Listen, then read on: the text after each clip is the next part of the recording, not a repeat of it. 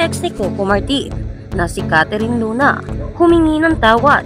Kung bago ka lang sa channel na ito, huwag kalimutang mag-like, share, comment, and subscribe. Nagpa-unlock na panayam ang indie actress na si Catherine Luna sa YouTube show ni Julia Babaw or Julius Babaw upang taos-pusong humingi ng tawad sa aktor na si Coco Martin. Kung ating babalikan noong nabuntis si Catherine, ang aktor na si Coco Martin ang itinuturong ama na kanyang dinadala. Ngunit kinalaunan, lumabas ang katotohanan sa pamamagitan ng isang DNA test na hindi kay Coco ang bata na pinangalanan nilang si Nicole. Relasyon ni Catherine. Nagkilala sina Catherine at Coco sa isang proyekto na may pamagat na pagkagat ng dili. Sa panahong yun ay hindi pa kilala si Coco sa mundo ng showbiz at mas sikat pa noon si Catherine. And the actor pa lang po siya dati, pagbabahagi ni Catherine kay Julius. Nagsimula ang relasyon nilang dalawa dahil lagi na silang magkasama hanggang sa parati na siyang dinadalaw ni Coco sa kanyang apartment. Ani Catherine, doon siya nag-sleepover.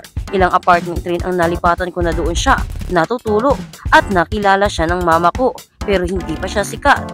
Madalas kaming magkita, madalas kaming lumabas tapos biglang nag-stop.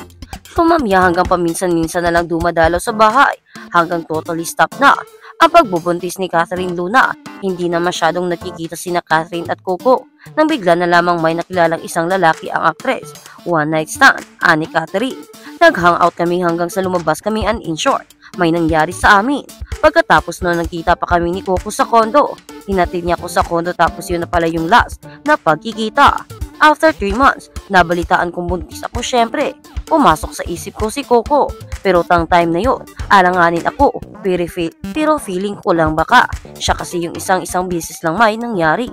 Habang lumalaki na si Nicole, kaliwat kanan na ang mga panayam kay Catherine Luna at binabanggit pa nito na si Coco ang ama ng bata. Ani Catherine, gusto kong iklaro ito ha. Ni minsan hindi ko siya hininga ng pera. Wala talaga. Pero nung lumaki si Nicole, parang duda na. Siyempre bilang nanay nakikita mo yung mukha parang hindi niya kamukha si Nicole. Iba yung mukha ni Nicole. Tapos doon na nabuo sa isip ko na hindi siya ang ama. Mga 3 ata si Nicole noon, kaya dumistansya na ako. Ang hirap na lang bawiin kasi unang-una yung bata. Anak ko kasi yung pinag-uusapan. Anong mararamdaman niya? Kaya kapag may nag-i-interview sa akin noon na nananahimik na ako. Kapag may lumalapit sa akin para mag-interview tungkol kay Coco kasi di ba pagpapasikat na si Coco noon. Dagdag pa ni Catherine. Hanggang isang araw, pinakuha umano ni Coco si Nicole mula sa ina ni Catherine na walang alam-alam ang actress. Dito na isinagawa ang isang DNA test sa pagitan ni Coco at Nicole. Negative ang naging resulta.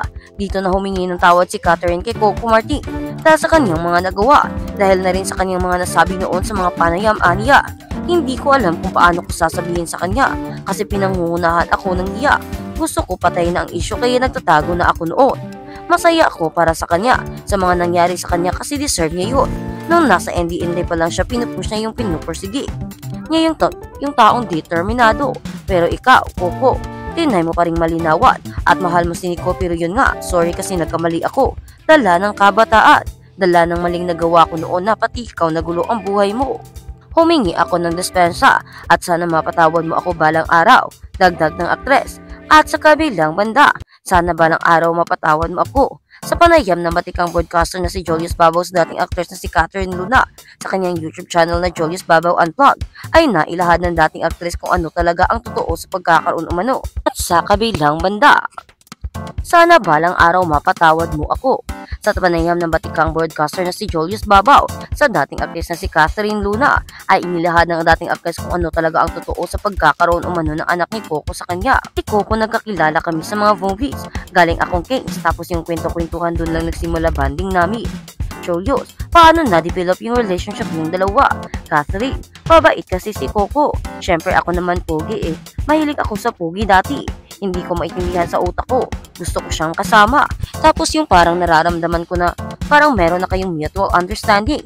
Pumupunta na siya sa bahay. Doon ko siya nakilala. At nakilala na rin siya ng mama ko. Tapos yun na nga, biglang na-stop. At sa kabilang balita, Coco Martin nalungkot sa resulta ng DNA test sa anak ni Catherine Luna.